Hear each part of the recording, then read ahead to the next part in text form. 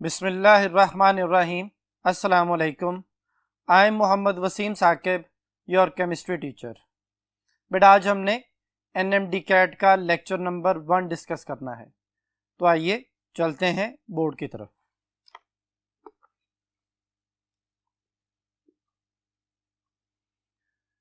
जी students, बेटा आज हमने जो टॉपिक्स डिस्कस करने हैं उनमें fundamental principles of organic chemistry वाला चैप्टर हम डिस्कस करेंगे।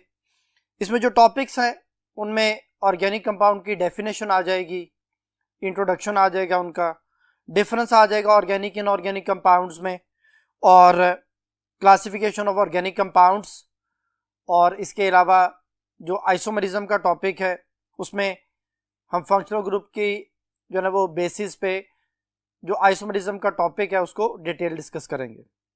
तो स्टार्ट करते हैं बेटा। सबसे पहले हमने जो बात डिस्कस करनी है वो है इंट्रोडक्शन। ऑर्गेनिक कंपाउंड्स क्या हैं, इनका क्या इंट्रोडक्शन है, तो देखते हैं बेटा बोर्ड की तरफ।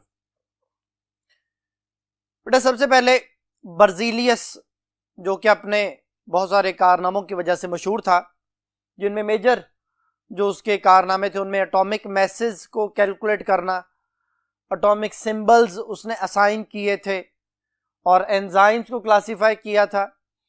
इस वजह से आप कह सकते हैं कि उसकी ज़्यादा एक मशहूरी थी, वो काफ़ी ज़्यादा रिनाउंड था अपनी इन चीज़ों से। तो जब उसने वाइटल फोर्स थ्योरी बनाई तो लोगों ने उसे ठीक माना। वाइटल फोर्स थ्योरी क्या थी कि ऑर्गेनिक कंपाउंड्स को इंसान लैब में तैयार नहीं कर सकता। Man is unable to produce organic compound in lab because a vital force is required to produce them. Vital force क्या है?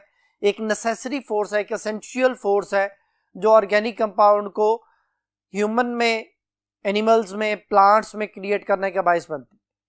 चूंकि इंसान के पास ये फोर्स नहीं है, लिहाजा इंसान इन चीज़ों को लैब में तैयार नहीं कर सकता। अब ऑर्गेनिक कंपाउंड क्या थे जो इंसानों में, जानवरों में, पौधों में पाए जाते हैं? वो कौन से हैं? वो बेटा प्रोटीन्स हैं, जिनसे आपकी बॉडी में तमाम जो गोश्त वगैरह प्रोटीन का बना हुआ है। इसके अलावा विटामिन्स हैं, लिपिड्स हैं जो चिकनाइयाँ होती हैं, फैट्स हैं, ऑयल्स हैं, कार्बोहाइड्रेट्स हैं जो पौधे अपनी खुराक तैयार करते हैं, वो कार्बोहाइड्रेट्स हम उन्हें खाते हैं, हमारी डेली जो ना वो फूड का हिस्सा है। तो ये सारी चीज़ें जो है वो हमें डिफरेंट सोर्सेज से हासिल होती हैं।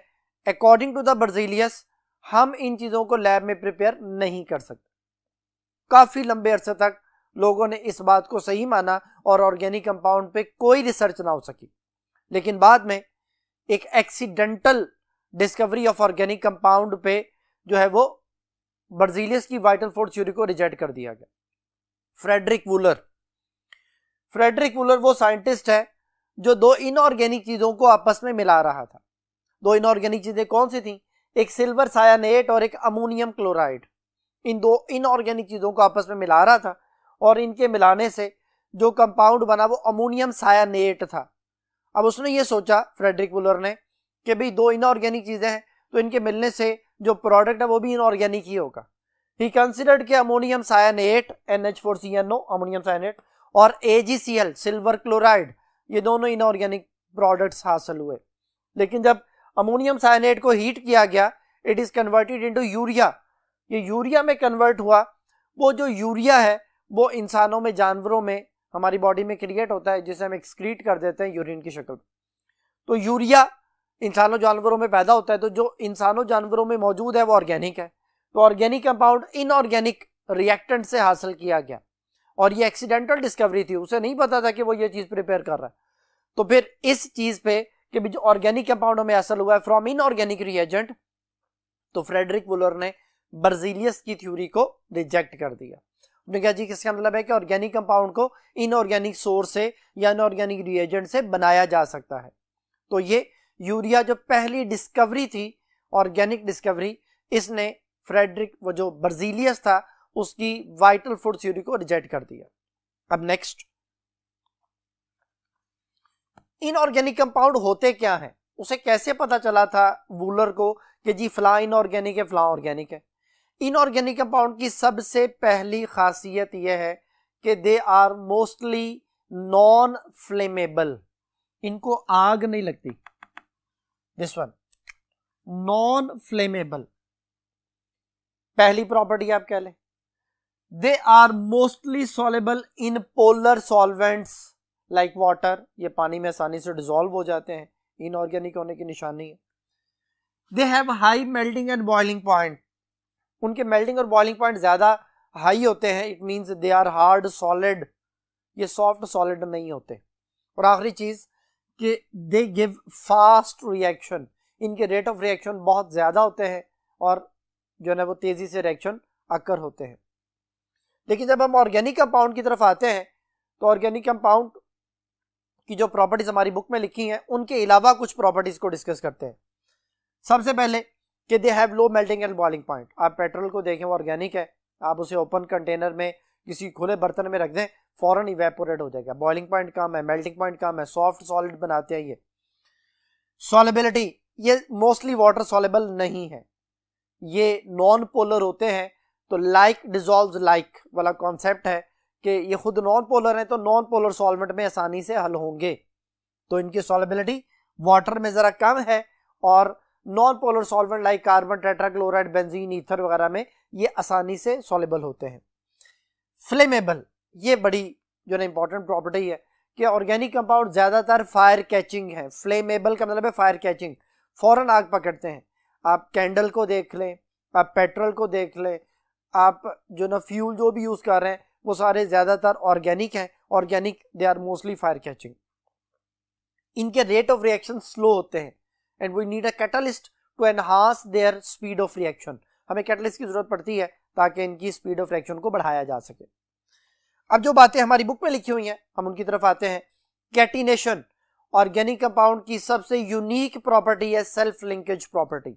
सेल्फ लिंकेज प्रॉपर्टी क्या होती है जी, उसे हम कैटिनेशन बोलते हैं। अब सेल्फ लिंकेज क्या मतलब है? कार्बन टू कार्बन बॉन्ड बनना। अब कार्बन टू कार्बन बॉन्ड बनते चले जाते हैं और लाखों, करोड़ों, अरबों, खरबों की तादाद में कार्बन एटम आपस में जुड़ते हैं और एक लंबी चेन बनाते हैं। हमारी बॉडी उसकी एग्जांपल है। हमारे सर के बालों से लेके पांव के नाखून तक सारे ऑर्गेनिक कंपाउंड, सारे कार्बन है जो आपस में मोस्टली अटैच है। जो बड़े बड़े दरख्त होते हैं उन बड़े बड़े दरख्तों में भी ऐसे ही जो है वो कार्बन टू कार्बन एक लंबी चेन बन रही है। तो ऑर्गेनिक कंपाउंड्स जो हैं वो मोस्टली एक लॉन्ग चेन फॉर्मेशन करते हैं, that is called as catenation. और उसकी रीजन क्या है? उसकी रीजन है bond energy. Carbon to carbon जब बॉन्ड बनता है तो high amount of energy release होती है। इट मींस एक स्टेबल बॉन्ड बन रहा है और जितने ज्यादा कार्बन टू कार्बन बॉन्ड बनेंगे उतनी ज्यादा अमाउंट ऑफ एनर्जी रिलीज होगी और जितना ज्यादा अमाउंट ऑफ एनर्जी रिलीज होगी, जितना ज्यादा एक्सोथर्मिक रिएक्शन होगा, उतना स्टेबल प्रोडक्ट बनता चला जाएगा। यानी कार्बन लॉन्ग चेन फॉर्मेशन करके ज्यादा स्टेबल प्रोडक्ट बनाता है। सेकेंड प्रॉपर्टी है non ionic character. Non ionic mean covalent. जितने भी नॉन मेटल्स हैं ये आपस में कोवलेंट बॉन्ड बनाते हैं। अब जितने भी ऑर्गेनिक कंपाउंड हैं ये ऑर्गेनिक कंपाउंड्स क्यों हैं? क्योंकि ये नॉन मेटल की वजह से बने हुए हैं। अब इनमें जरूरी नहीं कि सारे नॉन मेटल्स ही ऑर्गेनिक बनाए।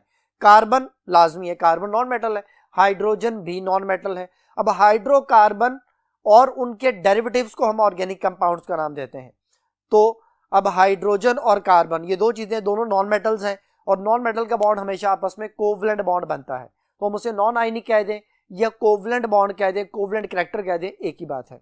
तो ऑर्गेनिक कंपाउंड्स आर मोस्टली जो है वो कोवलेंट और नॉन आयनिक। नेक्स्ट प्रॉपर्टी है आइसोमेरिज्म। हम इसी लेक्चर में एंड पे आइसोमेरिज्म का टॉपिक डिटेल में पढ़ेंगे, लेकिन यहां समझाने के लिए ये मैंने एक फार्मूला लिखा है C2H6O, 2 कार्बन है, 6 हाइड्रोजन, 1 ऑक्सीजन है। अब ये जो एक मोलेकुलर फार्मूला है ये दो डिफरेंट मॉलिक्यूल्स की शक्ल में हमारे पास आ सकता है। वो कौन कौन से हैं जी?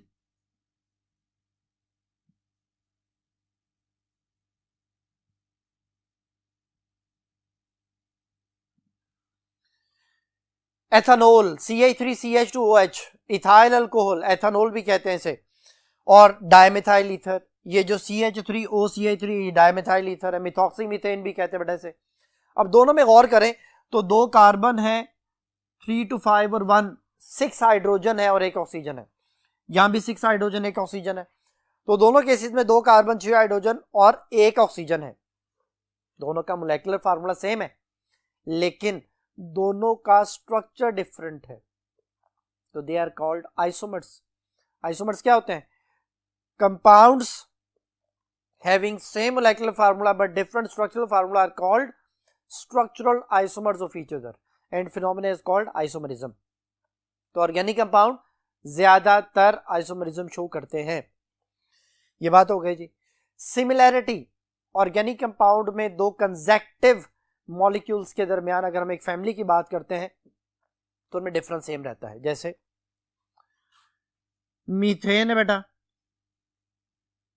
ईथेन है, प्रोपेन है। मैंने 3 मेंबर लिखे अल्केन फैमिली के, मीथेन, इथेन, प्रोपेन। मीथेन और इथेन में बेटा CH2 का डिफरेंस है। अगर डिफरेंस देखा जाए तो एक कार्बन का है, 2 हाइड्रोजन का है। इसी तरह इथेन और प्रोपेन में भी CH2 का डिफरेंस है, यानी 2 हाइड्रोजन और 1 कार्बन। तो जिस सीरीज में ये डिफरेंस होता है हम उसे होमोलोगस सीरीज कहते हैं। और होमोलोगस सीरीज में एक मेंबर के रिएक्शन पढ़ लें, सारी फैमिली के रिएक्शन वैसे ही होते हैं। जैसे मीथेन है, मीथेन की अगर आप ऑक्सीडेशन करते हैं तो अल्कोहल बनता है, तो इसी तरह इथेन की ऑक्सीडेशन से भी अल्कोहल बनेगा, प्रोपेन की ऑक्सीडेशन से भी अल्कोहल बनेगा। तो ये सिमिलैरिटी इन बिहेवियर, तो ये बात आ गई हमारे पास। इसी तरह और प्रॉपर्टी है कॉम्प्लेक्सिटी। जब ऑर्गेनिक कंपाउंड में कार्बन की तादाद बहुत ज़्यादा हो जाती है, 1000 में चली जाती है, तो एक कॉम्प्लेक्स स्ट्रक्चर बनना शुरू हो जाता है। जैसे हेमोग्लोबिन का है, जैसे स्टार्च का है, जैसे पॉलीसैकेराइड्स का होता है, जैसे प्रोटीन्स का स्ट्रक्चर होता है। ये सारे स्ट्रक्चर बड़े कॉम्प्लेक्स हो जाते हैं, देन हम इनको फिर इस लेवल पे, FSC लेवल पे स्टडी नहीं करते। नेक्स्ट जो ना टॉपिक को समझने के लिए पहले इन चीज़ों से रिलेटेड कुछ MCQs जो है वो मैं आपके सामने शेयर कर रहा हूं। आपकी स्क्रीन पे बेटा एक कंपैरिजन नजर आ रहा है आपको, जो मैं आपको बता चुका हूं, ओल्ड कॉन्सेप्ट और मॉडर्न कॉन्सेप्ट। ओल्ड कॉन्सेप्ट आपको बताया बर्जीलियस ने बताया, बर्जीलियस ने वाइटल फोर्स थ्योरी प्रोवाइड की, जिसको मॉडर्न कॉन्सेप्ट आके फ्रेडरिक वूलर ने जो है ना वो खत्म कर दिया, रिजेक्ट कर दिया, due to the formation of the urea from inorganic source. तो बेटा पहला MCQ अब देखिए आपकी स्क्रीन पे आपको नजर आ रहा है। Organic compound could be synthesized by living organism, plants and animals only. This is in accordance to, कहता है ऑर्गेनिक कंपाउंड जो है वो सिर्फ लिविंग ऑर्गेनिज्म से हासिल हो सकते हैं, प्लांट, एनिमल से। और ये किसके अकॉर्डिंग टू है, कौन सी थ्योरी के अकॉर्डिंगली है? पहली ऑप्शन है क्रिस्टल फील्ड थ्योरी, दूसरी ऑप्शन है वाइटल फोर्स थ्योरी, तीसरी ऑप्शन है वैलेंस बॉन्ड थ्योरी और चौथी ऑप्शन है वेसिपर थ्योरी। तो बेटा क्रिस्टल फील्ड थ्योरी जो है वो कॉम्प्लेक्सेस की है, सेकेंड ईयर में आप 6th चैप्टर में पढ़ेंगे कॉम्प्लेक्सेस के बारे में, तो ये उसके बारे में है।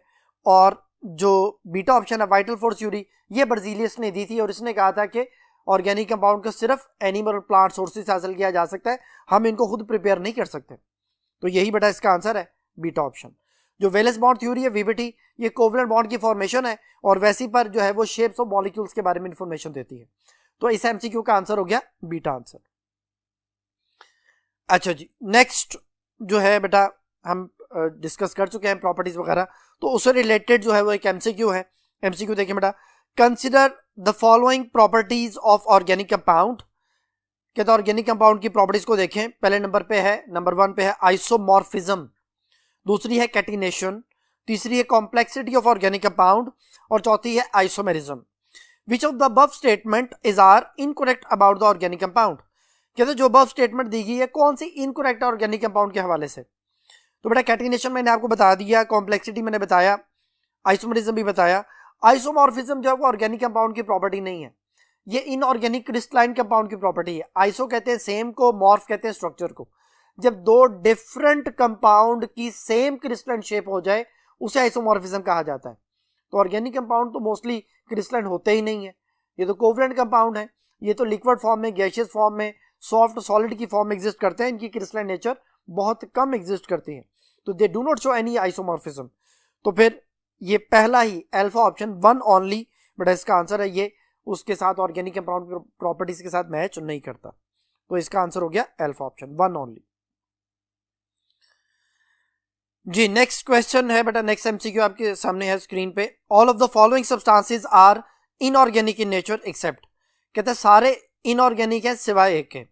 पहली ऑप्शन है सोडियम कार्बोनेट। जो बेटा मैंने अभी बताया, ऑर्गेनिक कंपाउंड वो होते हैं जो हाईली फ्लेमेबल हो, जिनको जल्दी आग लगती हो। सोडियम कार्बोनेट में कार्बन तो है, ऑक्सीजन भी है, लेकिन ये फायर कैचिंग नहीं है, तो फायर कैचिंग ना होने की वजह से ये इनऑर्गेनिक है। दूसरे नंबर पे कार्बन डाइसल्फाइड, इसमें भी कार्बन है, सल्फर भी है, लेकिन ये भी फायर कैचिंग नहीं है। तीसरे नंबर पे शुगर है, शुगर जो है उसमें कार्बन है, वाटर में जरा लेस सॉल्युबल है, ऑर्गेनिक कंपाउंड में ज्यादा सॉल्युबल है। ग्रेफाइट में भी कार्बन है, लेकिन ये जो है वो फ्लेमेबल नहीं है। ये प्रॉपर्टीज ऑफ ऑर्गेनिक कंपाउंड जो अभी आपको बता चुका हूं, उनसे मैच नहीं करती।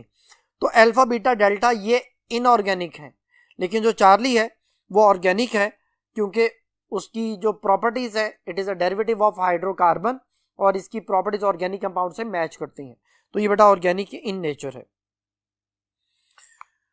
अब नेक्स्ट टॉपिक को समझने के लिए हम नेक्स्ट बोर्ड की तरफ चलते हैं। जी बेटा जी, नेक्स्ट जो टॉपिक है वो है क्लासिफिकेशन ऑफ ऑर्गेनिक कंपाउंड। इसको समझने के लिए हम बोर्ड पे देखते हैं कि हमने इसको किस तरह से आइडेंटिफाई करना है। बेटा ऑर्गेनिक कंपाउंड को दो मेजर कैटेगरीज में डिवाइड किया गया है, open chain and closed chain. Open chain को हम एसाइक्लिक का नाम देते हैं, नॉट साइक्लिक, यहां पे ए से मुराद है नॉट साइक्लिक। और जो क्लोज चेन है वो रिंग कंपाउंड भी कहलाते हैं, साइक्लिक कंपाउंड भी कहलाते हैं, क्लोज चेन भी इन्हें कहा जाता है। तो पहले ओपन चेन के बारे में डिस्कस करते हैं।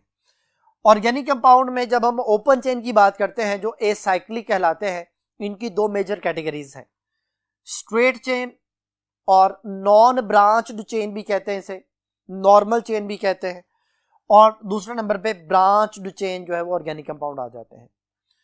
तो स्ट्रेट चेन में मैंने यहां पे 4 कार्बन की एक चेन बनाई है। 4 कार्बन की चेन को बेटा आप जानते हैं ब्यूटेन कहते हैं, लेकिन इसको लिखा जाता है n butane, n for normal या नॉन ब्रांच्ड स्ट्रेट चेन भी कहते हैं। मैं बच्चों को इसकी पहचान कैसे सिखाता हूं, देखें जी। चेन का पहला और आखिरी कार्बन जो कि CH3 की शक्ल में आपके सामने नजर आ रहा है, ये ऐसा कार्बन है जो डायरेक्टली एक कार्बन से जुड़ा है। ऐसे कार्बन को बेटा कहते हैं प्राइमरी कार्बन। P के ऊपर डिग्री या 1 के ऊपर डिग्री से शो किया जाता है। तो ये दोनों कार्बन जो हैं, पहला और आखिरी कार्बन प्राइमरी कार्बन कहलाता है। Those carbon which is directly attached with 1 carbon primary हो गए, और वो कार्बन जो सेंटर में CH2 की शक्ल में नजर आ रहे हैं, ये वो कार्बन है जो डायरेक्टली दो कार्बन से जुड़े हुए हैं, ये बेटा सेकेंडरी कार्बन है। S के ऊपर डिग्री या 2 के ऊपर डिग्री से शो किया जाता है। तो ऐसी चेन जिसमें प्राइमरी और सेकेंडरी कार्बन आए बस, उसे कहते हैं नॉर्मल चेन या नॉन ब्रांच्ड चेन। ये बेटा डेफिनेशन आ गई स्ट्रेट चेन की या नॉन ब्रांच्ड चेन की। अब आते हैं ब्रांच्ड चेन की तरफ। इसमें देखें और सोचें जरा कि कितने प्राइमरी कार्बन है। ये बेटा पहला, आखिरी और जो ये CH3 है, ये तीनों प्राइमरी हैं, ये डायरेक्टली एक कार्बन से जुड़े हुए हैं, तो ये प्राइमरी आ गया। और जो सेंटर वाला कार्बन है जो CH की शक्ल में है, ये डायरेक्टली 3 कार्बन से जुड़ा हुआ है, that is called tertiary carbon. ये टर्शरी कार्बन कहलाता है। तो ऐसी चेन जिसमें कोई एक टर्शरी आ जाए या क्वाटरनरी कार्बन आ जाए, देखें जरा,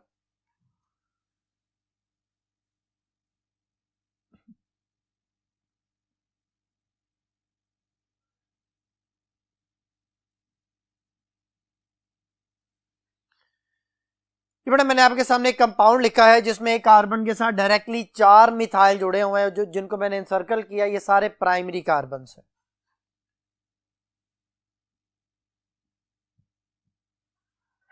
दे are directly attach with 1 carbon. लेकिन जो सेंटर वाला कार्बन है that is called quaternary carbon, उसे क्वाटरनरी कार्बन कहा जाता है बेटा। क्वाटनरी कार्बन वो है जो डायरेक्टली 4 कार्बन से जुड़ा हुआ है। टर्शरी कार्बन वो है जो डायरेक्टली 3 कार्बन से जुड़ा हुआ है। तो ऐसी चेन जिसमें टर्शरी और क्वाटनरी कोई एक आ जाए या दोनों आ जाए, उसे हम बोलते हैं ब्रांच्ड चेन हाइड्रोकार्बन। ये बेटा दोनों टाइप्स थी ओपन चेन हाइड्रोकार्बन्स की। अब नेक्स्ट चलते हैं closed chain hydrocarbons. Closed chain hydrocarbon की यहां पे दो मेजर कैटेगरीज हैं, होमोसाइक्लिक और हेट्रोसाइक्लिक कंपाउंड्स। होमोसाइक्लिक के नाम से जाहिर है कि रिंग बनाने वाले जो भी एटम्स होंगे वो सारे सेम होंगे। होमो का मतलब ही सेम होता है और हेट्रो का मतलब होता है डिफरेंट, यानी जिन एटम से मिलकर रिंग बन रहा होगा वो उनमें कोई एक एटम या एक से ज्यादा एटम डिफरेंट होंगे, सारे सेम नहीं होंगे। तो होमोसाइक्लिक, क्योंकि ऑर्गेनिक पढ़ रहे हैं तो होमोसाइक्लिक को ही एक और नाम दिया जाता है कार्बोसाइक्लिक, यानी सारे रिंग बनाने वाले एटम जो है वो कार्बन हो, और हेट्रोसाइक्लिक में सारे रिंग बनाने वाले एटम कार्बन नहीं होंगे। तो बेटा इसी टॉपिक को नेक्स्ट समझने के लिए हम नेक्स्ट बोर्ड की तरफ चलते हैं। जी बेटा जी, अब हमने डिफरेंस समझना है होमोसाइक्लिक में और हेट्रोसाइक्लिक में। होमोसाइक्लिक की मैं बस आपको उसमें कॉन्सेप्ट समझा चुका हूं कि रिंग बनाने वाले जो एटम्स हैं वो सारे सेम होंगे। जैसे हम बेंजीन को देखते हैं, बेंजीन के केस में यहां पे लिख रहा हूं,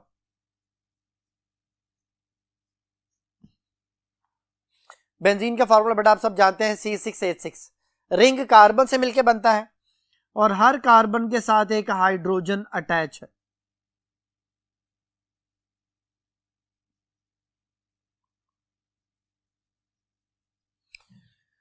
तो ये एक होमोसाइक्लिक कंपाउंड है। लेकिन होमोसाइक्लिक में आगे दो कैटेगरीज है, एलिसाइक्लिक और एरोमेटिक। अब इसमें कार्बन के बॉन्ड पूरे करने के लिए हमने डबल बॉन्ड्स लिख दिए। अब डबल बॉन्ड आ चुके हैं, हर कार्बन के 4 बॉन्ड पूरे हो चुके हैं। ये एक होमोसाइक्लिक कंपाउंड है लेकिन साथ एरोमेटिक भी है। एरोमेटिक की डेफिनेशन जो है वो हमारी बुक में लिखी हुई है कि those compound which contain at least 1 benzene ring. लेकिन मैं इसको थोड़ा सा इलेबोरेट करने लगा हूं बेटा। जिसमें ये 3 शर्तें पूरी होंगी वो एरोमेटिक होगा। जिसमें इन तीनों में से एक शर्त भी पूरी ना हुई, यानी खास तौर पे आखिरी 2 शर्तें पूरी ना हुई, वो एलिसाइक्लिक हो जाएगा। पहली शर्त है रिंग, रिंग होना चाहिए, क्लोज्ड चेन कंपाउंड होना चाहिए। दूसरी शर्त है कॉन्जुगेशन। कॉन्जुगेशन होती है बेटा डबल बॉन्ड, सिंगल बॉन्ड, फिर double bond, alternate double bonds. Conjugation की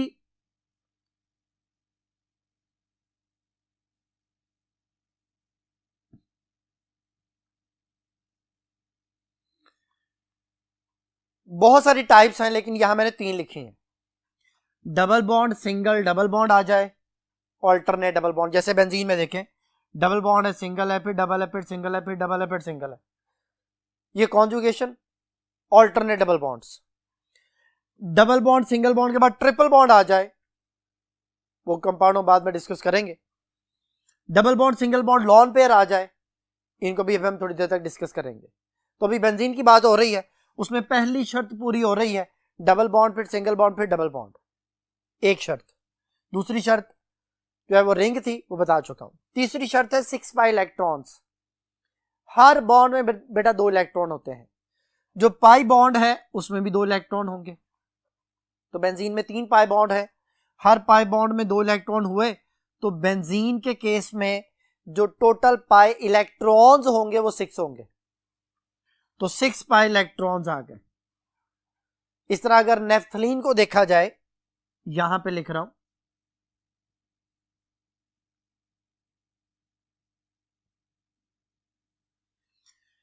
नेफ्थलीन में बेटा 5 पाई बॉन्ड्स हैं, हर पाई बॉन्ड में 2 इलेक्ट्रॉन हुए तो टोटल हो गए 10 पाई इलेक्ट्रॉन्स। तो 6 pi electron, 10 pi electron, 14 pi electron, 4 का डिफरेंस है। 6 और 4 10 और 4 14, 4 18, 4 22 अप टू सॉन। ये 4 पाई इलेक्ट्रॉन का डिफरेंस है। अब ये 3 शर्तें जिसमें पूरी होंगी वो एरोमेटिक, लेकिन जिसमें ये 3 शर्तें पूरी ना हो, सिर्फ पहली शर्त पूरी हो जाए, जैसे देखें CH2 single bond, CH2 CH2 ring बंद, 3 कार्बन है, रिंग बना रहे हैं, कोई पाई बॉन्ड नहीं है, इसका नाम है साइक्लोप्रोपेन। साइक्लोप्रोपेन को बेटा एक ट्राइंगल की शक्ल में लिखा जाता है, ट्राइंगल की शक्ल में, ये साइक्लोप्रोपेन है। तो जब इस तरह बनाया जाएगा आपके सामने स्क्वायर, तो इसमें 4 कोने हैं, इट मीन 4 कार्बन है, साइक्लोब्यूटेन। अगर बेटा मैं उसके अंदर एक पाई बॉन्ड बना दूंगा तो बन जाएगा साइक्लोब्यूटीन। अगर मैं इस तरह 5 कोनों वाला रिंग बना दूं एक, तो ये साइक्लोपेंटेन। इस तरह बेटा इसमें मैं ये देखें, ये बना दूं साइक्लोहेक्सेन। अगर उसके अंदर एक पाई बॉन्ड लगा दिया जाए साइक्लोहेक्सीन। अगर 2 पाई बॉन्ड लगा दिया जाए साइक्लोहेक्साडाइईन। ऐसे ही ब्यूटेन था, ब्यूटेन के अंदर एक पाई बॉन्ड बनाया था हमने साइक्लोब्यूटीन। अगर 2 पाई बॉन्ड आ जाएं तो साइक्लोब्यूटाडाइईन। ये सारे एलिसाइक्लिक हैं। क्यों? इनमें बेटा ये 3 शर्तें पूरी नहीं होती। इन सब में पहली शर्त पूरी हो रही है रिंग, दूसरी शर्त पूरी नहीं हो रही। देखें किसी में पाई बॉन्ड नहीं है, इसमें है, इसमें और इसमें। इन दोनों केसेस में जो पाई बॉन्ड्स हैं वो 2-2 हैं, 2-2 पाई बॉन्ड्स हैं, और वो कॉन्जुगेशन में है। Double bond, single bond, double bond. Conjugation mean alternate double bonds हैं। लेकिन तीसरी शर्त है 6 पाई इलेक्ट्रॉन, वो इसमें पूरी नहीं हो रही। एक पाई बॉन्ड में 2 इलेक्ट्रॉन, तो इसमें 4 पाई इलेक्ट्रॉन्स, 4 पाई इलेक्ट्रॉन। तीसरी कंडीशन पूरी नहीं हो रही, इसलिए ये एरोमेटिक नहीं है। तो जिसमें ये 3 शर्तें पूरी हो जाए वो एरोमेटिक, जिसमें 3 शर्तें पूरी ना हो वो एलिसाइक्लिक। ये सारे कौन से थे? होमोसाइक्लिक की टाइप्स थे। अब आते हैं हेट्रोसाइक्लिक की तरफ, जिसमें कार्बन सारे नहीं है जो रिंग बना रहे हैं, उनके अलावा कोई एटम आ जाए। जैसे देखें यहां पे बेटा एक कार्बन है, मैं इसको दोबारा से बना रहा हूं, इसको CH CH CH CH CH N, double bond double bond double bond. अब इसमें बेटा बेंजीन रिंग तो नहीं है, लेकिन ये एरोमेटिक है। किस तरह एरोमेटिक है? ये इन 3 शर्तों को पूरा कर रहा है। इसमें रिंग है, इसमें कॉन्जुगेशन है, इसमें 6 पाई इलेक्ट्रॉन है। ये रिंग आ गया, फिर double bond, single bond, double bond, single bond, double bond, single bond, alternate double bonds आ गए, लेकिन कार्बन नहीं है। अब जो हमारी बुक की डेफिनेशन है कि जी those ring compound which contain at least 1 benzene ring, those are called aromatic, तो ये तो उस डेफिनेशन को पूरा नहीं कर रहा अकॉर्डिंग टू जो हमारी वो टेक्स्ट बुक है। तो ये कहलाते हैं नॉन बेंजीनॉइड एरोमेटिक कंपाउंड्स। ये एरोमेटिक हैं लेकिन इनमें बेंजीन नहीं है, नॉन बेंजीनॉइड एरोमेटिक कंपाउंड। शर्तें पूरी हो रही हैं, हर पाई बॉन्ड में 2 इलेक्ट्रॉन है, 6 पाई इलेक्ट्रॉन्स हैं बेटा इसमें। ये कहलाता है पाइरिडीन। अगर 5 मेंबर्ड रिंग आ जाए और नाइट्रोजन एक एटम हो, बाकी सारे कार्बन है, ये जितने कोने, हर कोने पे कार्बन है, यहां पे नाइट्रोजन है, तो ये पायरोल कहलाता है। पायरोल भी एरोमेटिक है। कैसे? इसमें बेटा ये आखिरी शर्त जो मैंने भी आपको बताई थी, डबल बॉन्ड, सिंगल बॉन्ड और लॉन पेयर, ये मैंने डॉट शो किए हैं, ये लॉन पेयर है। ये देखें बेटा, double bond, single, double bond, पहली शर्त पूरी हुई, और फिर तीसरी शर्त पूरी हो रही है वाली, double bond, single bond, lone pair, double bond, single bond, lone pair. ये लॉन पेयर है बेटा जो as a pi electrons behave कर रहा है।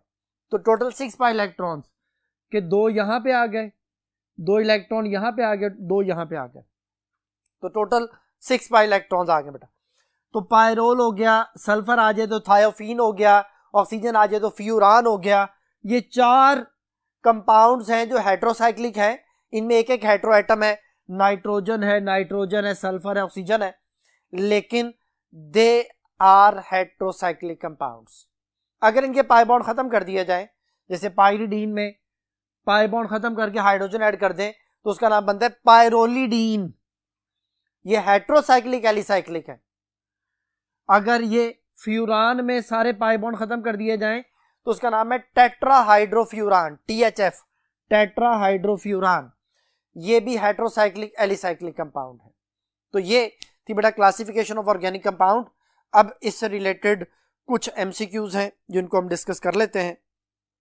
जो बेटा देखें, MCQs आपके सामने स्क्रीन पे शो हो रहे हैं। पहला है विच of the following is heterocyclic compound. पहली ऑप्शन है पाइरिडीन, दूसरी ऑप्शन है नेफ्थलीन, तीसरी है टोलुइन और चौथी है बेंजल्डिहाइड। पायरिडीन बेटा आपको बता दिया, वो एक हेटेरोसाइक्लिक कंपाउंड है। नेफ्थलीन आपके सामने लिखा हुआ है बोर्ड पे, ये देखें, ये नेफ्थलीन है। इसमें सारे कार्बन या दो जो ना वो हमारे पास रिंग है जिनमें सारे कार्बन होते हैं, ये होमोसाइक्लिक की टाइप है। टोलुइन होता है बेंजीन के ऊपर CH3, ये भी रिंग बनाने वाले सारे सेम एटम होते हैं, ये भी होमोसाइक्लिक है। और बेंजल्डिहाइड में भी रिंग के ऊपर, बेंजीन रिंग के ऊपर जो एल्डिहाइड ग्रुप लगा दिया जाए तो बेंजल्डिहाइड बन जाता है। तो इसका मतलब ये हुआ कि बीटा, चार्ली और डेल्टा ये होमोसाइक्लिक है। पायरिडीन जो है मैं बता चुका हूं आपको, ये हेटेरोसाइक्लिक कंपाउंड है। नेक्स्ट क्वेश्चन है बेटा, the type of compound which contain an open chain of the carbon atom are called, कि वो कंपाउंड जिनमें ओपन चेन होती है उनको क्या कहते हैं? पहली ऑप्शन है एलिफेटिक, दूसरी ऑप्शन है एरोमेटिक, तीसरी एलिसाइक्लिक और चौथी हाइड्रोसाइक्लिक। तो बेटा एरोमेटिक, एलिसाइक्लिक और हाइड्रोसाइक्लिक मैं बता चुका हूं, ये सारे रिंग कंपाउंड की एग्जांपल है, क्लोज्ड चेन की एग्जांपल है, ये ओपन चेन की नहीं है। तो ओपन चेन को एलिफेटिक कहा जाता है। तो अल्फा बेटा इसका आंसर होगा, जिसकी example n butane, isobutane and up to so. Next जो MCQ है बेटा, the homocyclic compound which contain a ring of 3 और more carbon atom are called, जिसमें 3 या 3 से ज्यादा कार्बन एटम आते हैं, वो उसका नाम क्या होगा? पहली ऑप्शन है एरोमेटिक। एरोमेटिक में तो बेंजीन आना चाहिए, उसमें 6 कार्बन होते हैं, तो ये एरोमेटिक की डेफिनेशन तो नहीं है। दूसरा ऑप्शन हेटेरोसाइक्लिक, हेटेरोसाइक्लिक में अदर देन कार्बन एटम आना चाहिए, वो यहाँ पे जो क्वेश्चन में नहीं लिखा, तो ये भी आंसर नहीं है। तीसरा ऑप्शन एलिसाइक्लिक है, यही बेटा इसका आंसर है। और चौथी ऑप्शन एलिफेटिक है, वो तो ओपन चेन होते हैं, वो भी इसका आंसर नहीं बनता। तो इस क्वेश्चन का आंसर हो गया एलिसाइक्लिक, चार्ली ऑप्शन। जी बेटा, अब नेक्स्ट टॉपिक है वो है फंक्शनल ग्रुप। फंक्शनल ग्रुप क्या है बेटा? फंक्शनल ग्रुप बेटा एटम और ग्रुप ऑफ एटम को कहते हैं जो किसी भी हाइड्रोकार्बन की टोटल प्रॉपर्टीज को, एंटायर प्रॉपर्टीज को चेंज कर दे। जैसे देखें CH4 मीथेन गैस है बेटा, इसमें कार्बन के साथ 4 हाइड्रोजन अटैच है, ये गैस है, मार्श गैस इसको कहा जाता है। दलदल जो है ना उसमें दलदली इलाकों में पाई जाती है, और दलदली इलाकों को मार्शी प्लेसेस कहा जाता है, तो इसलिए इसको मार्श गैस कहा जाता है। इसमें एक हाइड्रोजन हटा के मैं एक ग्रुप ऑफ एटम्स लगा रहा हूं OH। तो OH जो है वो एक हाइड्रोक्सल ग्रुप है, हाइड्रोक्सी भी कहते हैं अगर शुरू में लिखा जाए। हाइड्रोक्सल ग्रुप की वजह से इसकी सारी प्रॉपर्टीज चेंज, इसका मेल्टिंग पॉइंट, इसका बॉइलिंग पॉइंट, इसकी chemical properties, entire properties change हो जाती हैं, जिसमें केमिकल फिजिकल दोनों ही आ जाती हैं। तो that group of atom which exhibit its properties in an organic compound is called functional group। वो जो एटम या ग्रुप ऑफ एटम है जिसकी वजह से सारी प्रॉपर्टीज चेंज होती हैं, उसे फंक्शनल ग्रुप कहा जाता है। तो इसके हवाले से फंक्शनल ग्रुप हम बहुत सारे पढ़ के आते हैं, आप लोगों ने FSC में पढ़े हैं, जिनमें जो है वो डबल बॉन्ड अल्कीन्स को फंक्शनल ग्रुप कहा जाता है, अल्काइन को फंक्शनल ग्रुप कहा जाता है। फिर उसके बाद कार्बोक्सिल ग्रुप होते हैं, एल्डिहाइड ग्रुप होते हैं, कीटोन है, ईथर है, और मरकैप्टा ग्रुप है। डिफरेंट एग्जाम्पल्स हैं।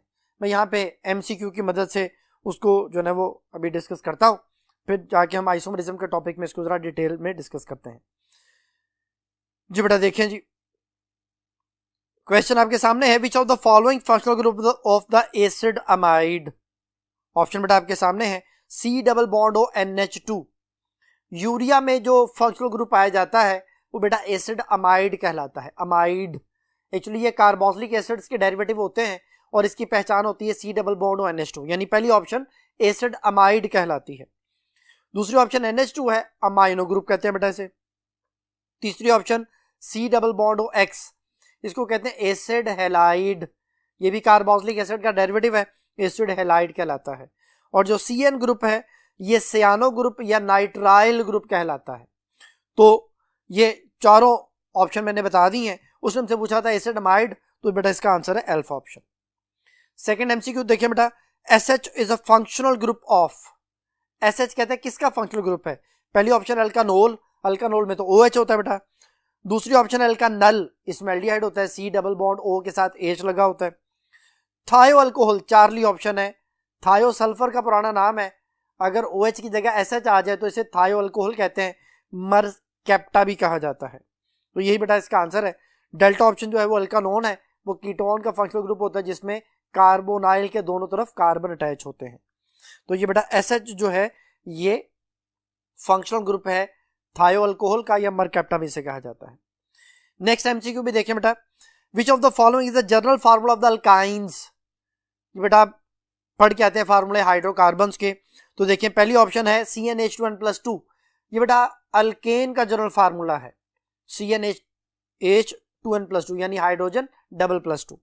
दूसरी ऑप्शन है Cn+H2n+1, आगे ट्वाइस लिखा हुआ है, यानी ये अल्काइल ग्रुप का फार्मूला CnH2n+1, उसको 2 दफा लिखा गया, 2 अल्काइल ग्रुप और आगे CO कार्बोनाइल, कार्बोनाइल के दोनों तरफ अल्काइल आ जाए तो कीटोन कहते हैं बेटा, ये कीटोन का जनरल फार्मूला आ गया हमारे पास। चौथी ऑप्शन जो है वो CnH2n, ये अल्कीन और साइक्लो अल्केन दोनों का जनरल फार्मूला है, तो ये आ गया जी। और हमारे पास जो लास्ट ऑप्शन है वो है CnH2n-2, ये है बेटा अल्काइन का जनरल फार्मूला। तो इस एमसीक्यू का आंसर हुआ डेल्टा ऑप्शन। ये बेटा नेक्स्ट कॉन्सेप्ट को समझने के लिए हम दोबारा से बोर्ड 1 की तरफ चलते हैं। जी बेटा नेक्स्ट टॉपिक है आइसोमेरिज्म। आइसोमेरिज्म जो है वो बेटा 2 मेजर टाइप्स में इसे डिवाइड किया जाता है। बेसिकली अगर डेफिनेशन पूछी जाए तो बच्चा बताता है कि जी those compound which have same molecular formula but different structural formula are called isomers. वो बेसिकली बेटा इसकी डेफिनेशन है स्ट्रक्चरल आइसोमेरिज्म की। आइसोमेरिज्म की डेफिनेशन है डिफरेंट अरेंजमेंट ऑफ एटम्स, यानी compounds have same molecular formula but different arrangement of atom. अब वो अरेंजमेंट अगर डिफरेंट स्ट्रक्चर की शक्ल में सामने आती हैं तो स्ट्रक्चरल आइसोमेरिज्म है, और अगर वो स्ट्रक्चर चेंज नहीं होता, सिर्फ एटम्स की अरेंजमेंट इन स्पेस चेंज होती है, तो वो स्टीरियो आइसोमेरिज्म कहलाता है बेटा। तो पहले हमने टाइप्स ऑफ स्ट्रक्चरल आइसोमेरिज्म को डिस्कस करना है। तो सबसे पहले नंबर पे है चेन आइसोमेरिज्म। चेन आइसोमेरिज्म की डेफिनेशन, सब की डेफिनेशन थोड़ी थोड़ी चेंज है, शुरू वाला ऐसा सेम है। वो क्या है कि this type of isomerism arises due to difference in, इतना ऐसा सब में सेम आना है। तो मैं दोबारा बोल रहा हूं, this type of isomerism arises due to difference in carbon chain length, difference in carbon chain length, जिसमें कार्बन चेन लेंथ का फर्क आएगा वो कहलाएंगे चेन आइसोमर्स, और उस फिनोमेना को चेन आइसोमरिज्म कहा जाएगा। देखिए बेटा पहली एग्जांपल आपके सामने है, इसका नाम है ब्यूटेन। अभी मैं कॉमन नेम नहीं लिख रहा, यूपीएससी नेम लिख रहा हूं, उसमें एन ब्यूटेन नहीं आता, कॉमन नेम एन आता है। अब इसका जो नेम है, इसके बेटा लॉन्गेस्ट चेन में 3 कार्बन है, ये एज ए ग्रुप है और सेकंड नंबर वाले कार्बन पे है, तो बेटा इसे बोला जाएगा 2 मिथाइल प्रोपेन। अब गौर किया जाए तो दोनों में 4 कार्बन 10 हाइड्रोजन है, अब काउंट कर लें, 4 कार्बन दोनों में 3 to 5 to 7 to 3 10 हाइड्रोजन, 3 3 6 3 9 और 1 10 हाइड्रोजन। दोनों में 4 कार्बन 10 हाइड्रोजन है, लेकिन दोनों के आईयूपीएससी नेम में और खास तौर पे कार्बन चेन की लेंथ में फर्क है। पहले वाला ब्यूटेन है और दूसरे वाला प्रोपेन है। तो बेटा alkane, alkyne, alkyl, alkyl halide, carboxylic acid, alcohol, सारे जितने भी फंक्शनल ग्रुप्स हैं वो सारे के सारे चेन आइसोमेरिज्म को शो करते हैं। एग्जाम्पल के तौर पे मैंने आपके सामने अल्केन की एग्जाम्पल लिखी थी, अल्कीन की एग्जाम्पल भी लिखी जा सकती है, जैसे CH2 double bond CH, CH2 CH3, that is 1 butene, CH3 C double bond CH2 CH3, that is 2 methyl 1 butene 1 propene, 2 methyl 1 propene है बेटा। अब दोनों में 4 कार्बन और 8 हाइड्रोजन है, लेकिन ये ब्यूटीन है और ये प्रोपीन है, क्योंकि इसके लॉन्गेस्ट चेन में 3 कार्बन आ रहे हैं, तो ये भी एक दूसरे के चेन आइसोमर्स कहलाते हैं। तो चेन आइसोमर्स वो हैं जिनमें कार्बन चेन का फर्क होगा, पेरेंट नेम में फर्क आ जाएगा। नेक्स्ट जो हमारे पास है वो है पोजिशनल आइसोमेरिज्म। पोजिशनल आइसोमेरिज्म बेटा सारे शो करते हैं, सिवाय मैं वो लिख रहा हूं जो शो नहीं करते, एक्सेप्ट एल्डिहाइड्स। एल्डिहाइड हमेशा नंबर 1 पे होंगे, carboxylic acids, acid amide, acid halide,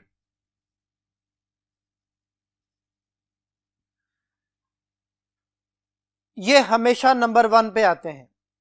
इनके अलावा हमारे कोर्स में जो जो फंक्शनल ग्रुप दिए गए हैं वो सारे पोजिशनल आइसोमरिज्म शो करते हैं। जैसे एग्जांपल मैंने लिखी हुई है, ये है 1 ब्यूटीन और उसके नीचे लिखा हुआ 2 ब्यूटीन। तो अब डेफिनेशन की तरफ आते हैं। Those isomers which have same molecular formula but different in position of functional group. Functional group की पोजीशन डिफरेंट हो, देखें दोनों में ब्यूटीन है, मतलब ब्यूट मीन दोनों में 4 कार्बन है, इन मीन दोनों में डबल बॉन्ड है, लेकिन उनकी पोजीशन का फर्क है। पहले वाले केस में 1 ब्यूटीन है, दूसरे वाले केस में 2 ब्यूटीन है, तो दोनों में पोजीशन का फर्क है, तो they are positional isomers of each other. इसी तरह इसको देखें बेटा, 1 2 और 3, 1 क्लोरोप्रोपेन,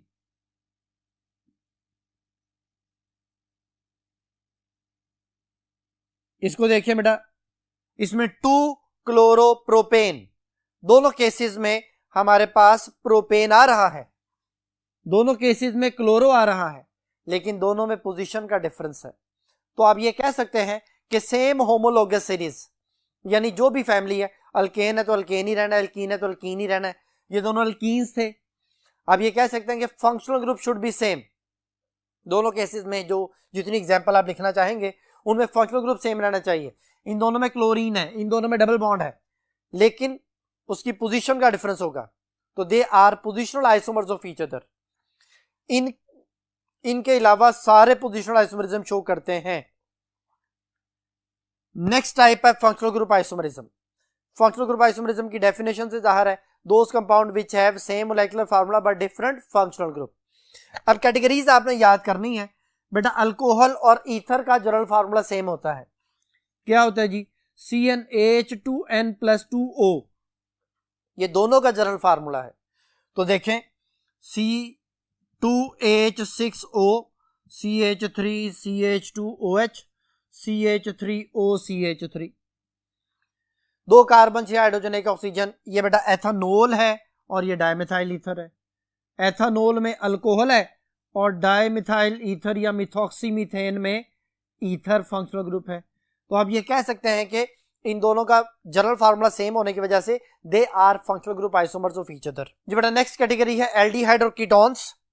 एल्डिहाइड कीटोन में CnH2nO, ये इसका जनरल फार्मूला है, लेकिन नंबर ऑफ कार्बन 3 या 3 से ज्यादा होने चाहिए। अब वो 3 या 3 से ज्यादा कार्बन क्यों होने चाहिए, क्योंकि जो कीटोन है उसका पहला मेंबर ही प्रोपानोन से शुरू होता है, 3 कार्बन से शुरू होता है बेटा। तो देखिए फार्मूला लिखते हैं हम, जैसे जी 3 कार्बन है, 6 हाइड्रोजन 1 ऑक्सीजन है, तो CH3CH2C डबल बॉन्ड OH, ये है प्रोपानल। प्रोपेन मीन 3 कार्बन और Al फॉर एल्डिहाइड, और CH3C डबल बॉन्ड OCH3, ये है प्रोपानॉन। दोनों में बेटा 3 कार्बन है, 6 हाइड्रोजन 1 ऑक्सीजन है, और दोनों एक दूसरे के फंक्शनल ग्रुप आइसोमर्स हैं, एक एल्डिहाइड है दूसरा कीटोन है। और last but not least carboxylic acid और एस्टर। कार्बोक्सिलिक एसिड और एस्टर का जनरल फार्मूला भी सेम है, CnH2nO2। जितने भी कार्बन होंगे उनमें अगर कार्बोक्सिलिक एसिड आता है तो उतने कार्बन वाला एस्टर भी हो सकता है। जैसे ये है एसिटिक एसिड, इसमें टोटल 2 कार्बन है। अब हमने जब इसका एस्टर बनाना है तो इसे एक लेस कार्बन लिख लेना है। एक लेस कार्बन मीन कि जी लेस कार्बन आ गया ये फॉर्मिक एसिड। एसिटिक एसिड में 2 कार्बन होते हैं, फॉर्मिक एसिड में 1 कार्बन होता है। अगर मैं IUPAC ने बोलूं तो ज्यादा आसान हो जाएगा, ये एथेनोइक एसिड और मेथेनोइक एसिड है। अब मेथेनोइक एसिड को मैंने एस्टर में चेंज करना है, आखिरी हाइड्रोजन हटा दें तो मेथेनोइक एसिड का जो इक एसिड है वो खत्म हो जाएगा, उसी जगह 8 आ जाएगा, मेथेनोएट। वहां पे एक CH3 लगा दें तो इसका नाम बन जाएगा मिथाइल मेथेनोएट। ये इसका IUPAC नेम हो जाएगा। इसमें भी देखें 2 कार्बन 4 हाइड्रोजन और 2 ऑक्सीजन है, जितने कार्बन उसके डबल हाइड्रोजन और 2 ऑक्सीजन। ऊपर वाले केस में भी 2 कार्बन 4 हाइड्रोजन 2 ऑक्सीजन है, तो दोनों का जनरल फार्मूला सेम है लेकिन दोनों का फंक्शनल ग्रुप डिफरेंट है, तो ये एक दूसरे के फंक्शनल ग्रुप आइसोमर्स कहलाते हैं। जी बेटा नेक्स्ट टॉपिक के लिए हम नेक्स्ट बोर्ड की तरफ चलते हैं। जी स्टूडेंट, नेक्स्ट जो टाइप है वो है मेटामरिज्म। मेटामरिज्म क्या है जी? मेटामरिज्म की डेफिनेशन है कि this type of isomerism arises due to difference in number of carbon atom on either side of functional group. Functional group के दोनों तरफ कार्बन एटम की तादाद अगर डिफरेंट होगी, फंक्शनल ग्रुप सेम रहना चाहिए, तो वो मेटामर्स कहलाएंगे। और ये कौन कौन शो करता है? ये बेटा ये जो मैंने पहला सिंबल लिखा हुआ ये ईथर का है, पहला सिंबल ईथर का आ गया। दूसरा है जी थायो ईथर, सल्फर का पुराना नाम है थायो ईथर। तीसरा कीटोन, ये एस्टर।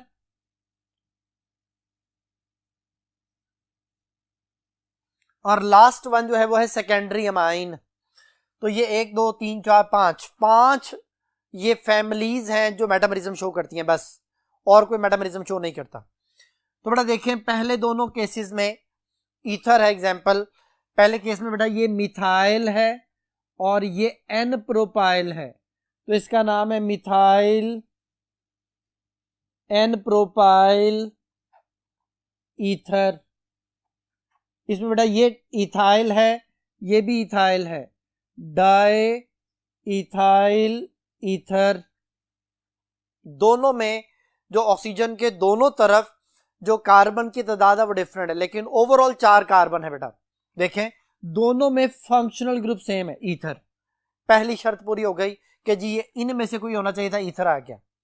फिर पहले वाले केस में देखें ऑक्सीजन के इधर 1 कार्बन है और इधर 3 कार्बन है। दूसरे वाले केस में इधर भी ऑक्सीजन के 2 कार्बन है, इधर भी ऑक्सीजन के दूसरी तरफ भी 2 कार्बन है, ओवरऑल 4 कार्बन बने। इस केस में ओवरऑल 4 कार्बन, इस केस में कार्बन सेम है, हाइड्रोजन सेम है, ऑक्सीजन सेम है, लेकिन ऑक्सीजन के दोनों तरफ कार्बन एटम की जो तादाद है, जो नंबरिंग है वो डिफरेंट है। इधर 1:3 की रेशो है, इधर 2:2 की रेशो है, तो ये एक दूसरे के मेटामर्स कहलाते हैं। सेम इसी तरह बेटा इसको देखें कि ये मिथाइल है और ये एन प्रोपाइल है, इसी तरह ये इथाइल है, ये भी इथाइल है, तो मिथाइल एन प्रोपाइल कीटोन और दूसरे वाला डाई इथाइल कीटोन। इसमें कीटोन को अगर सेंटर माना जाए तो कीटोन के दोनों तरफ कार्बन एटम की तादाद डिफरेंट है। यहाँ पे 1 3 है, यहाँ पे 2 और 2 है, यानी इधर 1 कार्बन है, इधर 3 कार्बन है, इधर 2 कार्बन है, इधर 2 कार्बन है। तो दोनों में कार्बोनाइल ग्रुप, कीटोनिक ग्रुप के दोनों तरफ कार्बन एटम की तादाद डिफरेंट हो रही है, लेकिन ओवरऑल दोनों केसेस में 5 कार्बन है। तो ये एक दूसरे के मेटामर्स भी हैं और पोजिशनल आइसोमर्स भी हैं, क्योंकि इसका नाम है 2 पेंटानॉन।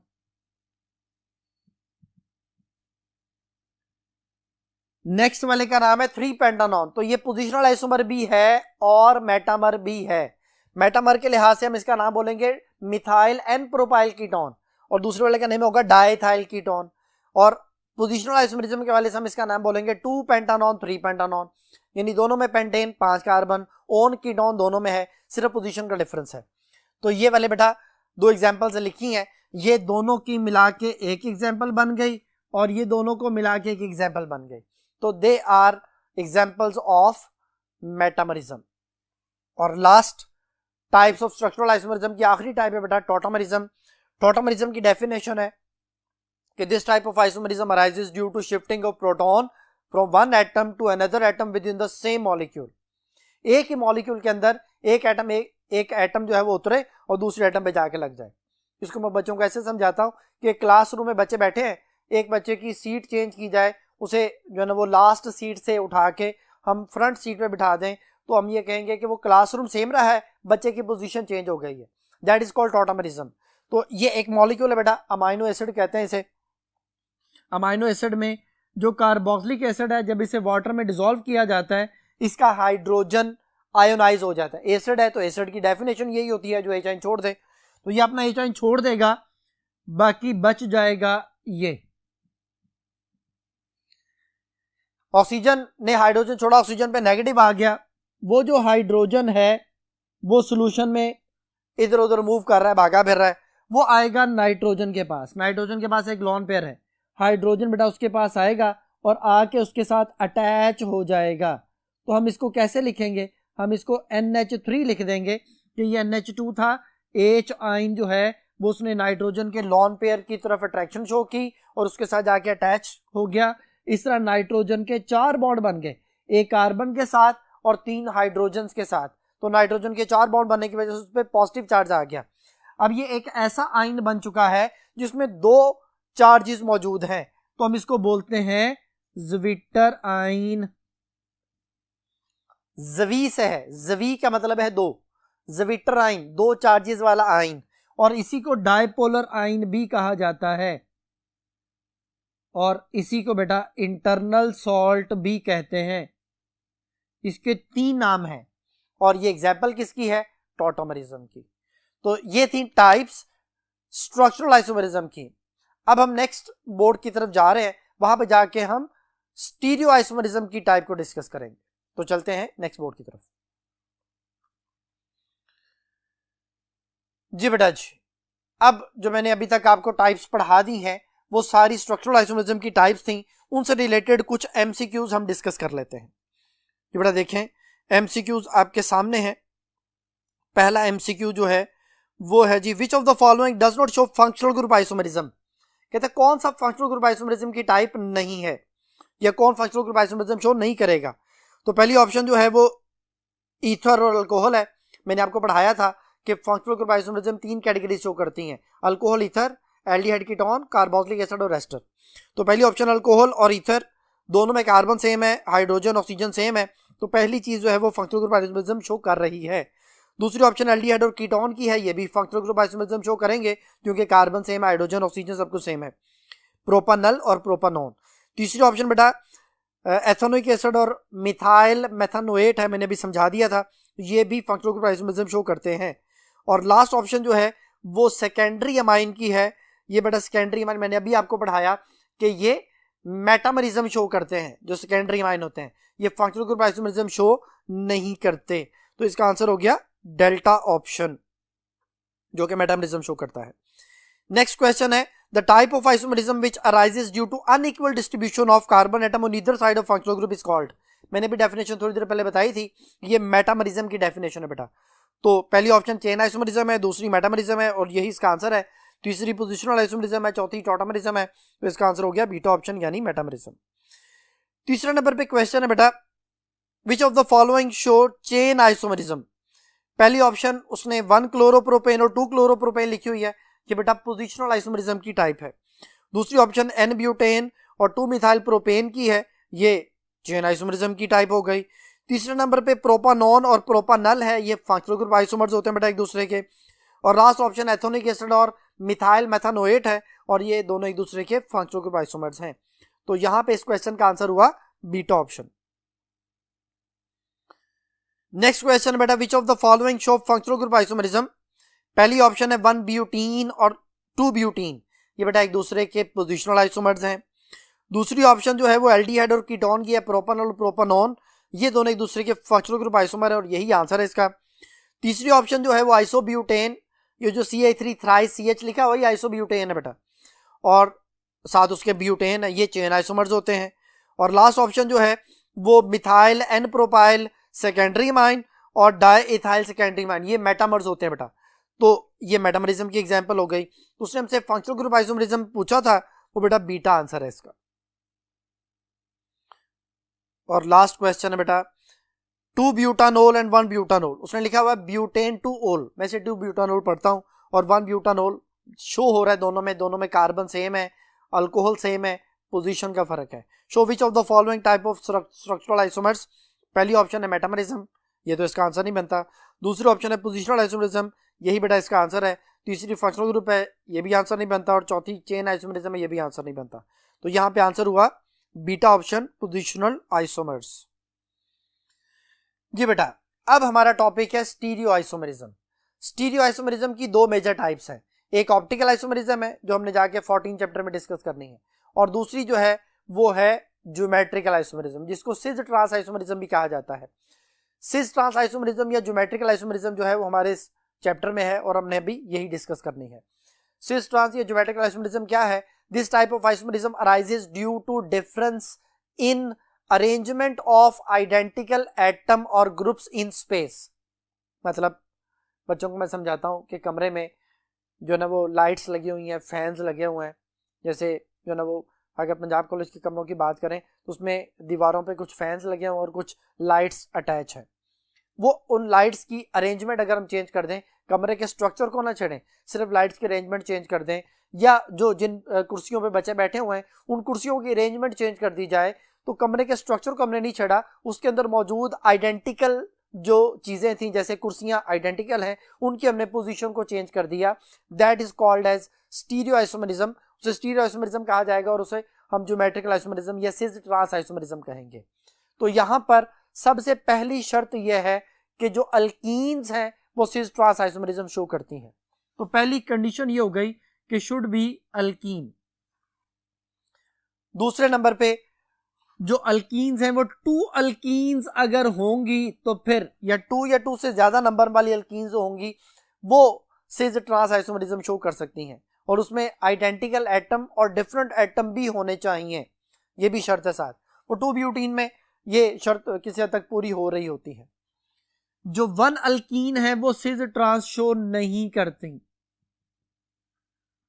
1 अल्कीन सिज ट्रांस शो नहीं करते। जैसे देखें एग्जाम्पल के तौर पे CH3 CH double bond CH CH3, हम इस बात को समझते हैं, ये मैंने अभी 2 ब्यूटीन का फार्मूला लिखा है बेटा, हम इसी से बातों को डिस्कस करते हैं। 2 ब्यूटीन में सबसे पहले carbon to carbon double bond लिखें, ये दोनों कार्बन का डबल बॉन्ड जो है वो बेटा ये लिख लिया हमने। अब इन दोनों कार्बन के साथ हाइड्रोजन अटैच है, वो मैंने हाइड्रोजन लोअर साइड पे लिख लिया, और इसी कार्बन के साथ मिथाइल भी अटैच है, ये लिख लिया। इस कार्बन के साथ मिथाइल अटैच है, वो ये लिख लिया। इसे केमिस्ट्री की लैंग्वेज में बोलते हैं सिज। सिज का मतलब ही सेम साइड है। अगर इसी को यूं लिखा जाए,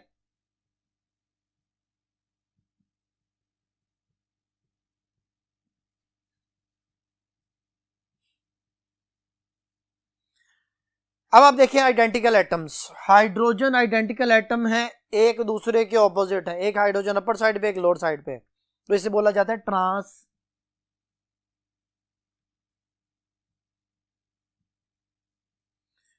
ट्रांस का लफ्जी मतलब ही ऑपोजिट है, तो सिज का मतलब है सेम। हाइड्रोजन की अगर बात की जाए सेम साइड पे है आइडेंटिकल एटम, आइडेंटिकल ग्रुप की बात की जाए सेम साइड पे है। मिथाइल एक दूसरे से मिलते जुलते जो ना वो ग्रुप है, ये सेम साइड पे अपर साइड पे, हाइड्रोजन सिमिलर एटम है लोअर साइड पे, ये सिज। इसमें हाइड्रोजन ऑपोजिट साइड पे है ट्रांस, मिथाइल ऑपोजिट साइड पे है ट्रांस। अब इसे फर्क क्या पड़ता है, इससे बेटा इनकी एंटायर प्रॉपर्टीज चेंज हो जाती हैं, फिजिकल केमिकल दोनों ही। ये मैंने सिज वाली साइड लिखी है, सिज वाले जो हैं उनका डायपोल मूवमेंट 0 नहीं होता, मैं यहां से स्टार्ट कर रहा हूं, उनका डायपोल मूवमेंट 0 नहीं होता। तो जिस कंपाउंड का डायपोल मूवमेंट 0 नहीं होगा वो पोलर होगा, और जो पोलर होगा वो ज्यादा रिएक्टिव होगा, जो पोलर होगा उसी का बॉइलिंग पॉइंट ज्यादा होगा, और सिज वाले अनसिमेट्रिकल कहलाते हैं। और जो अनसिमेट्रिकल है उनकी पैकिंग सही नहीं होती, इसलिए उनका मेल्टिंग पॉइंट हमेशा लेस होगा, उनमें गैप्स आएंगे जब हम कंपाउंड्स को, मॉलिक्यूल्स को एक दूसरे के साथ फ्रीज करने की कोशिश करेंगे। यहां पे देखें ट्रांस वाले केस में जो स्ट्रक्चर है वो सिमेट्रिकल होता है, और सिमेट्रिकल की वजह से उसकी पैकिंग अच्छी होती है, पैकिंग अच्छी होने की वजह से मेल्टिंग पॉइंट ज्यादा हो जाता है। ट्रांस वालों का जो डायपोल मूवमेंट है वो 0 होगा, जिस चीज का डायपोल मूवमेंट 0 हो जाए वो नॉन पोलर कहलाता है। ट्रांस वाले mostly non polar, non polar हैं तो फिर वो लेस रिएक्टिव हैं, नॉन पोलर हैं तो उनके बॉइलिंग पॉइंट भी लेस हो जाते हैं। तो इसका मतलब ये हुआ कि जो सिज वाले हैं वो एंटायरली डिफरेंट कंपाउंड्स हैं, जो ट्रांस वाले हैं वो एंटायरली डिफरेंट है, उनका मेल्टिंग पॉइंट, बॉइलिंग पॉइंट, उनकी reactivity, polarity, dipole movement, symmetrical, every चीज एवरीथिंग जो है वो उनकी डिफरेंट है। तो ये 2 डिफरेंट कंपाउंड्स हैं जो दुनिया में एग्जिस्ट करते हैं।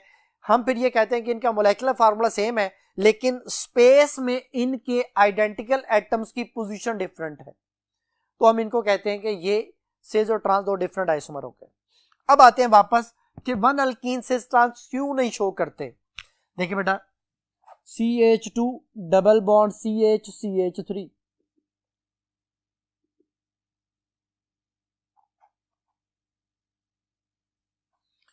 ये मैंने आपके सामने कंपाउंड लिखा है 1 प्रोपीन। अब मैं इसके साबित करने लगा हूं कि ये सिस और ट्रांस शो नहीं करता।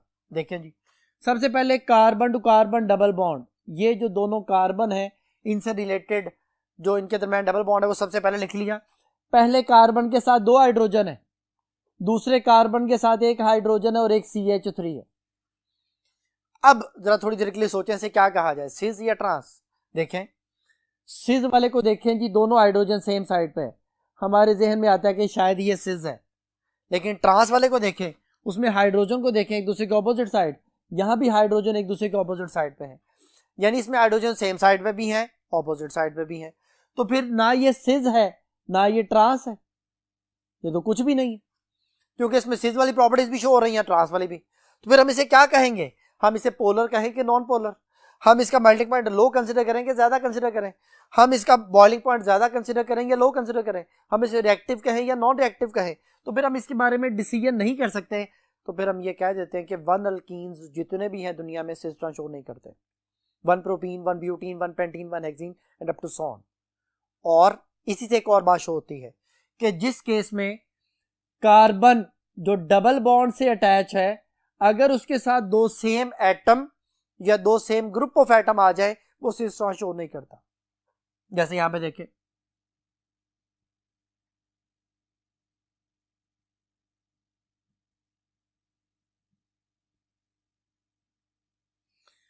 आपके सामने मैंने दोबारा से 2 ब्यूटीन लिख लिया। आप कहेंगे सर ये तो आपने सिस फॉर्म लिख दिया, ठीक है जी। अब मैं यहां पे चेंज करने लगा हूं, CH3 कर दिया। अब जरा गौर करें जो मैंने भी बात बोली, जो कार्बन डबल बॉन्ड से अटैच है, अगर उसके साथ 2 सेम ग्रुप या 2 सेम एटम आ जाएं वो सिस ट्रांस शो नहीं करता। अब इसे क्या कहा जाए, इसमें देखें दोनों CH3 सेम साइड पे भी हैं और ऑपोजिट साइड पे भी हैं। इसमें हम CH3 को बेस बना लेते हैं, इनमें हमने हाइड्रोजन को बेस बनाया था, तो सेम एटम या सेम ग्रुप ऑफ एटम को हमने बेस बनाना है और उसकी बेसमेंट में डिसाइड करना है कि वो सिस है या ट्रांस। तो ये ना सिस है ना ट्रांस है, ये कुछ भी शो नहीं करता। तो फिर पहचान के लिए आसान कर दिया कि जो कार्बन डबल बॉन्ड से अटैच है, अगर उसके साथ सेम एटम या सेम ग्रुप ऑफ एटम आ जाएं तो वो सिस ट्रांस शो नहीं करेगा। जैसे देखें एक और एग्जांपल, कार्बन के साथ ये क्लोरीन डबल बॉन्ड, कार्बन के साथ हाइड्रोजन, ये सिस ट्रांस शो नहीं कर सकता। कौन सिस ट्रांस शो कर सकता है, जिसमें कार्बन के साथ डबल बॉन्ड है, हाइड्रोजन है, क्लोरीन है, ये है सिस। इसकी ट्रांसफॉर्म क्या होगी, हाइड्रोजन क्लोरीन, ये है बेटा इसकी ट्रांसफॉर्म। तो ये है सिस और ट्रांस का कॉन्सेप्ट। ये था बेटा आज का टॉपिक। उम्मीद है कि आपको ये सारी बातें क्लियर हो गई होंगी। नेक्स्ट टॉपिक तक के लिए अल्लाह हाफिज।